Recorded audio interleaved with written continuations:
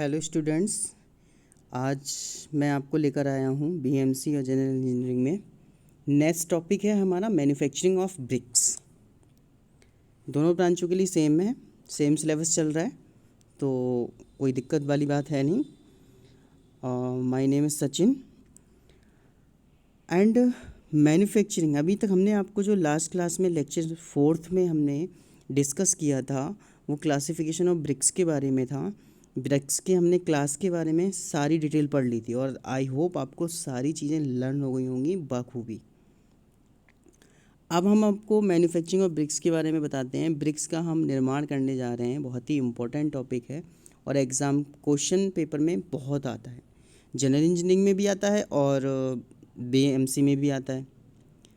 तो manufacturing of जब हम ब्रिक्स का निर्माण करते हैं तो सबसे पहले हम करते हैं स्थल का चयन। किसका? स्थल का चयन करते हैं।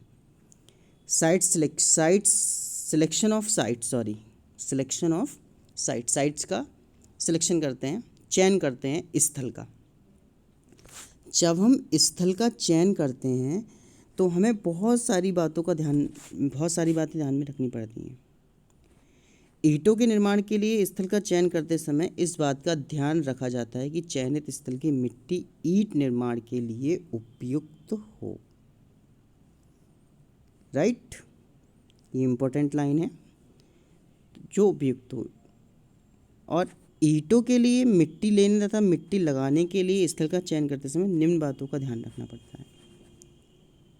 कौन सी बातें, वो हम डिस्कस करेंगे अब। भूमि सस्ती हो, चीप लैंड। अब ऐसा तो है नहीं कि बहुत ज़्यादा कॉस्ट वाली भूमि से हम मिट्टी लेंगे तो मिट्टी हमें महंगी पड़ेगी, तो बहुत ज़्यादा सस्ती होनी चाहिए मिट्टी। कैसी होनी चाहिए? सस्ती होनी चाहिए मिट्टी। तो भट्टा लगाने के लिए यथासंभव सस्ती बेकार पड़ी भूमि का ही अधिग्रहण करना चाहिए। इसका कारण यही है कि भट्टा लगाए जाने वाली ज़मीन बरसों तक बंजर हो जाती है। जहाँ हम भट्टे को इस्टेब्लिश करते हैं वहाँ ऐसा चीप लैंड होना चाहिए जो बिल्कुल भी यूज़ में ना हो, क्योंकि यूज़ जब होगा उसके बाद में वो बंजर पड़ जाती है जब काफ़ी टाइम तक हम उसे यूज़ करते हैं। तो पहला पॉइंट हो गया हमारा सस्ती भूमि। इसके बाद विक्रय क्षेत्र के निकट, मार्केट के निकट होना चाहिए। क्यों? अब आपका क्वेश्चन यहाँ जनरेट हो सकता है, सर मार्केट के निकट क्यों होना चाहिए? ताकि जब ब्रिक्स का निर्माण हो जाए तो हम जब उसे सेल करें तो वो आसानी से मार्केट तक पहुँच जाए, वरना ट्रांसपोर्ट का खर्चा आएगा। तो विक्रय क्षेत्र के कैसे होनी चाहिए? निकट होनी चाहिए। अब नेक्स्ट है हमारा पर्याप्त मृदा भंडारण। मिट्टी बहुत ज़्यादा मात्रा में होनी चाहिए। भट्टा क्षेत्र में ईंटों को बनाने के लिए उपयुक्त प्रकार की मिट्टी पर्याप्त मात्रा की भूमि तल पर उपलब्ध होनी चाहिए, क्योंकि भट्टा स्थापित करने में बहुत अधिक व्यय होता है और भट्टा लंबे समय तक तथा ईंटों का उत्पादन करता रहे, इसके लिए स्थल पर पर्याप्त मिट्टी का होना बहुत ज़रूरी है, अति आवश्यक है। तो मिट्टी हमारा यहाँ पे मेन रोल निभा रही है। मिट्टी हमारे यहाँ पे मेन रोल निभा रही है। फिर है आबादी से दूर। आबादी से दूर होना चाहिए, क्योंकि जब हम भट्टे को लगाएंगे, जब हम ब्रिक्स को जलाएंगे तो बहुत ज़्यादा प्रदूषण भी क्रिएट होता है। तो इसीलिए उसकी जो चिमनी होती है वो बहुत ऊंची बनाई जाती है। घनी आबादी से दूर होगा तभी भट्टे की चिमनी निकलने वाली धुएं गैसों से पर्यावरण प्रदूषित ना हो। इस बात का हमें खास ख्याल रखना है। वाटर फ्री एरिया, जलग्रस्त मुक्त क्षेत्र। जो हमारा क्षेत्र हो वो कैसा होना चाहिए कि जलग्रस्त हो। पानी ना ज़्यादा क्वांटिटी में होना चाहिए और ना ही बहुत कम होना चाहिए, क्योंकि बहुत कम होगा तो भी हमारे लिए हार्मफुल है और ज़्यादा होगा तो भी हमारे लिए हार्मफुल है। तो इसीलिए भट्टा स्थल जलग्रस्त क्षेत्र में नहीं होना चाहिए और क्षेत्र का भूजल स्तर भट्टा फर्श से 2 मीटर से अधिक नीचे होना चाहिए। राइट। नेक्स्ट है परिवहन सुविधा। तो परिवहन सुविधा हमारी कैसी होनी चाहिए, देखते हैं। भट्टा स्थल पर पक्की सड़क या रेल मार्ग से जुड़ा होना चाहिए। क्यों? रेल मार्ग से क्यों जुड़ा होना चाहिए बताइए?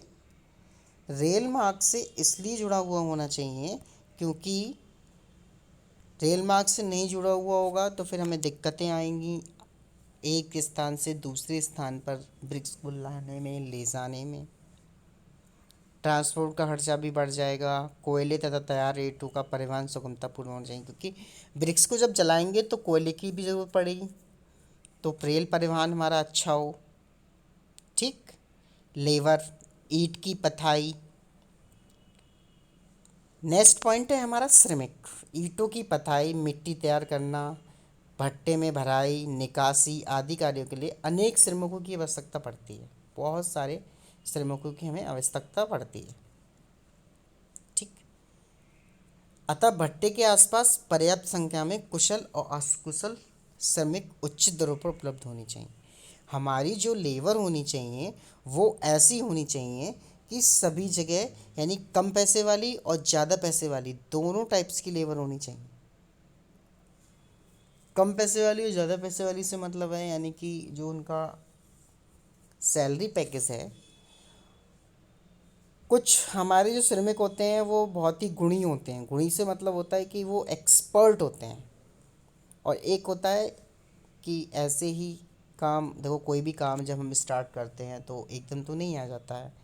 जिस काम में हम लगे रहते हैं उसका हमें अनुभव हो जाता है। जब हमें अनुभव हो जाता है तो हमें पैसे ज़्यादा मिलने लगते हैं। ठीक। तो कुशल और अकुशल, कुशल और अकुशल श्रमिक कैसे होने चाहिए? कुशल भी होने चाहिए और अकुशल भी होने चाहिए। ठीक। अवेलेबिलिटी ऑफ वाटर, जैसे कि मैं पहले भी आपको बता चुका हूँ, पानी की मात्रा ना ज़्यादा कम हो ना ज़्यादा से ज़्यादा हो। ठीक है, तो ये तो हमारा हो गया स्थल चयन। हमने स्थल का चयन कर लिया ना। अब नेक्स्ट हमारा आता है स्थल चयन के बाद एग्जाम में आपसे क्वेश्चन आएगा, वो आपसे पूछ सकता है कि ब्रिक्स का साइट सिलेक्शन किस प्रकार से करते हैं, समझाइए। तो आपको ये सारे पॉइंट वहाँ लिखने होंगे, देन उन्हें डिटेल में डिक्टेट करना होगा, एक्सप्लेन करना होगा। राइट। तो आपके ये 5, 6, 7, 8 पॉइंट हैं, तो 8 पॉइंट्स आप राइट करेंगे। फिर है फील्ड टेस्ट ऑफ ब्रिक अर्थ। अब हमने मिट्टी ले ली, स्थल का चयन कर लिया, ये सारे पॉइंट्स देख लिए जो मैंने अभी आपको बताए। अब हमें मिट्टी को टेस्ट करना है। क्या करना है? टेस्ट। जैसे कि मैंने आपको सेकंड लेक्चर में बताया था कि ब्रिक्स के टेस्ट करते हैं, तो बहुत सारे टेस्ट हैं ईट के, अर्थ ब्रिक के, ब्रिक अर्थ के। मिट्टी, कंकड़, पत्थर, चूने के ढेलों, घास फूस इत्यादि अशुद्धियाँ ना हो, सभी घटक आप पर्याप्त मात्रा में हो। जो घटक मैंने आपको बताए थे, सिलिका, मैग्नीशियम, आयरन, चूना, ये सारी इक्वल क्वांटिटी में होनी चाहिए। कोई ना ही ज़्यादा होना चाहिए ना ही कम होना चाहिए। भारतीय मानक bureau, bureau of Indian standard IS 2117 में इस कोड के अंदर बहुत सारे परीक्षण किए गए थे। पहला था सघनता परीक्षण, दूसरा था ढलाई परीक्षण, तीसरा था विरूपण संकुचन परीक्षण, सामर्थ्य परीक्षण, रेह या कलर परीक्षण। तो consistency test, moulding test, deformation and shrinkage test, strength test, testing of ground nature, तो ये सारे ही नेचर्स के बारे में हमने पढ़ा। ठीक। अब हम पहला पढ़ेंगे, फर्स्ट पढ़ेंगे सघनता परीक्षण। कौन सा? सघनता परीक्षण। क्या होता है कंसिस्टेंसी टेस्ट, देखते हैं। यहाँ पे कुछ इंग्लिश में दे रखा है इंग्लिश स्टूडेंट्स के लिए। Field test to determine suitability of bricks manufacturing, soil to be tested in a ground to find powder, sufficient quantity of water is then mixed, it is then knicked and converted into a plastic mass of required consistency, then the walls of about 80 mm diameter molded with heads, and then walls are allowed in a dry in the sun. If the dry walls deform in the shape, crumble down easily on pressing it, indicating the excessive sand content in the soil. On the other hand, if the sand content is deficient, the balls will develop surface cracks and dry. ये जो test है मैं आपको पहले भी discuss कर चुका हूँ और पहले भी आपको बता चुका हूँ कि ये टेस्ट हम सॉइल का करते हैं। तो हम छोटे छोटे बॉल्स बनाते हैं, ठीक है, जिसे हम थोड़ी सी मिट्टी लेकर महीन पीसते हैं, पानी मिलाकर उसे उचित मात्रा में, मतलब एक आटे के आकार का फॉर्म बना लेते हैं। 8 सेंटीमीटर व्यास की 4 से 5 गेंदें बॉल्स बनाते हैं।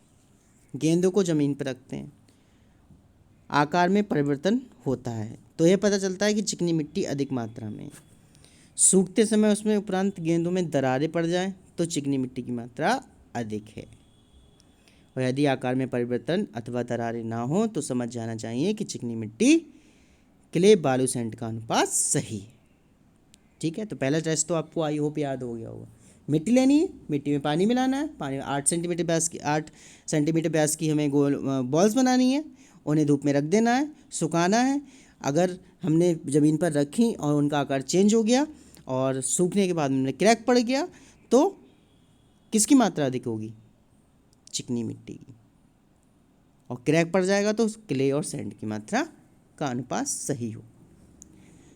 नेक्स्ट परीक्षण है हमारा ढलाई परीक्षण। कौन सा? ढलाई।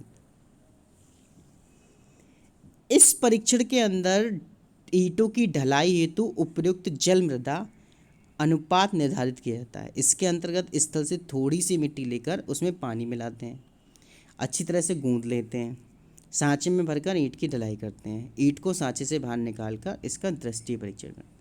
दृष्टि परीक्षण हम हर किसी मटेरियल्स का कर सकते हैं, क्योंकि आँखों से देखकर जब हम किसी भी चीज़ का अनुमान लगाते हैं, पता लगाते हैं, हम मार्केट में जाते हैं तो कपड़ा कौन सा अच्छा है, कौन सा ज़्यादा सुटेबल है, किसका कलर बहुत अच्छा है, तो हम आँखों से देख के तो पता लगाते हैं या फिर उसे छू कर पता लगाते हैं। तो इस परीक्षण को हम कहते हैं दृष्टीय परीक्षण। ठीक, यदि ईंट के कोने, कॉर्नर, एजेस, फेसेस साफ हैं तो जल मृदा अनुपात बढ़िया है। यदि ऐसा ना हो तो मिट्टी में जल की मात्रा घटा बढ़ा सकते हैं अपने अकॉर्डिंग और परीक्षण को दोहरा सकते हैं। सर्वोत्तम ढलाई के लिए जल मृदा का अनुपात एक उचित मात्रा में होना अति आवश्यक है।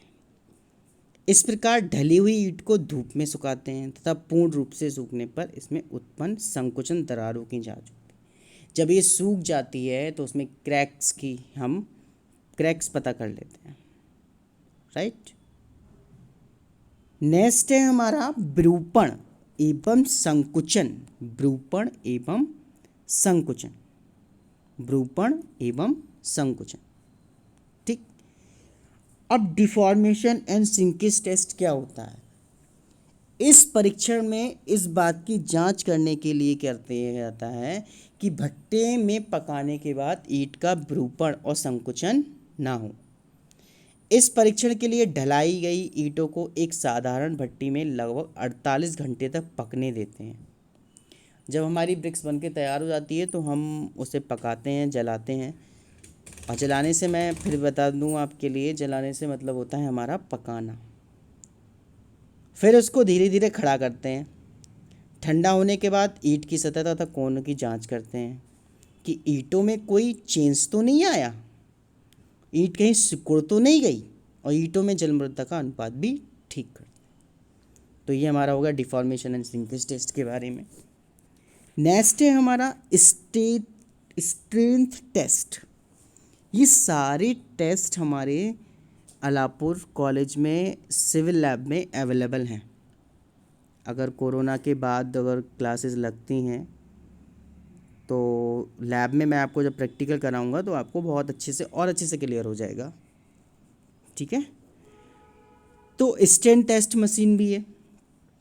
इस परीक्षण के लिए स्थल से मृदा लेकर कुछ ईंटें ढीली जाती हैं और इनको संपीड़न जांच मशीन कंप्रेसिंग टेस्ट मशीन में रखकर संतुलन किया जाता है। ये टेस्ट हम अपनी आंखों से कर सकते हैं। लैब में इसकी मशीन है, 2 मशीनें हैं ब्रिक्स को वहाँ रखते हैं और मशीन को इलेक्ट्रिसिटी द्वारा चलाया जाता है। देन हम स्ट्रेंथ टेस्ट कर लेते हैं और हमें पता लग जाता है कि ब्रिक्स की स्ट्रेंथ कितनी है। फिर है हमारा रेह या कल्लर भूमि की जांच, राइट।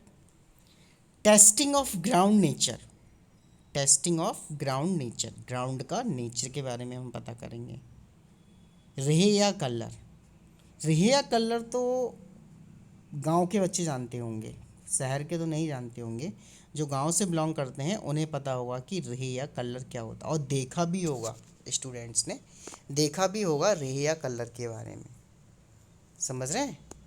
तो रेह या कल्लर, टेस्टिंग ऑफ ग्राउंड नेचर, आपने देखा होगा सड़क के किनारे छोटे छोटे गड्ढे होते हैं खेतों के अगल बगल, तो उसके अंदर बरसात का पानी या फिर बाई ट्यूबवेल पानी जब भर जाता है तो उसके ऊपर एक सफ़ेद सफ़ेद सा दाग सा धब्बा बन जाता है। तो वो जो मिट्टी होती है वो हमारी कहलाती है रेह या कलर। तो इस जांच को करने के लिए भूमि में छोटे छोटे गड्ढे बनाते हैं, उनमें पानी भरते हैं। 2-3 दिन के पश्चात यदि गड्ढों के सफ़ेद धब्बे बन जाते हैं तो भूमि कैसी है, कल्लर है और ईंट निर्माण के लिए सर्वदा अनुपयुक्त है। तो हमने लास्ट टेस्ट गांव के बच्चों ने सभी ने देखा होगा, और ये टेस्ट आप अपने घर पे भी कर सकते हैं। गांव में खेतों में छोटे छोटे गड्ढे कर लीजिए, गड्ढों में पानी भर दीजिए। पानी में भरने के बाद अगर वो सफ़ेद सफ़ेद धब्बे बन जाएं तो समझ लेना वो ईंट के लिए मिट्टी उपयुक्त नहीं है। अगर धब्बे नहीं बनते हैं तो वो ईंट के लिए उपयुक्त है, राइट। तो हमने आज आपको ब्रिक अर्थ की सारे टेस्ट, फील्ड टेस्ट भी हमने डिस्कस कर दिए। 5 टेस्ट है, सघनता, ढलाई, विरूपण, संकुचन, सामर्थ्य और रेह या कलर भूमि की जांच। तो ये सारे टेस्ट हमने डिस्कस किए और हमने स्थल का चयन भी किया। तो हमने 2 चीज़ें कंप्लीट कर ली, स्थल का चयन हो गया और मिट्टी की टेस्टिंग भी हो गई है। अब हम क्या करेंगे, प्रिपरेशन ऑफ ब्रिक अर्थ। तो नेक्स्ट लेक्चर में हम पढ़ेंगे प्रिपरेशन ऑफ ब्रिक अर्थ। अब हम ब्रिक्स को बनाने के लिए मिट्टी को तैयार करेंगे, क्योंकि हमने मिट्टी का ढेर लगा लिया, उसके सारे हार्मफुल चीज़ें हमने निकाल दी। हमने मिट्टी का टेस्ट भी कर लिया, 5 टेस्ट किए। आई होप स्टूडेंट्स आपको सबको याद हो गया होगा और बहुत ही अच्छे से मैंने आपको समझाया है। अगर फिर भी कोई प्रॉब्लम है और आपको समझ में नहीं आ रहा है, कोई चीज़ दिक्कत दे रही है आपके लिए, तो आप कमेंट बॉक्स में कमेंट कीजिएगा। और अटेंडेंस स्टूडेंट्स नहीं दे रहे हैं कमेंट बॉक्स में यूट्यूब के, तो प्लीज़ आप अटेंडेंस ज़रूर दीजिएगा, फिर आपके इंटरनल मार्क्स में आपको दिक्कत आएगी। क्योंकि जिन बच्चों ने स्टडी की होगी मैं इंटरनल मार्क्स उसी को दूंगा अच्छे, राइट। तो फिर पढ़ते रहिएगा ऑनलाइन और सारे लेक्चर कंटिन्यू लीजिएगा और नोट्स भी बनाइएगा। और आज का ये जो लेक्चर है बहुत ही इंपॉर्टेंट है, क्वेश्चन में बार बार पूछा, एग्जाम पेपर में बार बार पूछा जाता है, जनरल इंजीनियरिंग के पॉइंट ऑफ व्यू से और इलेक्ट्रिकल इंजीनियरिंग स्टूडेंट्स के लिए भी, दोनों के लिए बहुत ही महत्वपूर्ण है आज का लेक्चर। तो प्रिपरेशन ऑफ ब्रिक्स में हम पढ़ेंगे, ये हम नेक्स्ट लेक्चर में डिस्कस करेंगे। Okay students, have a good day. Thank you students.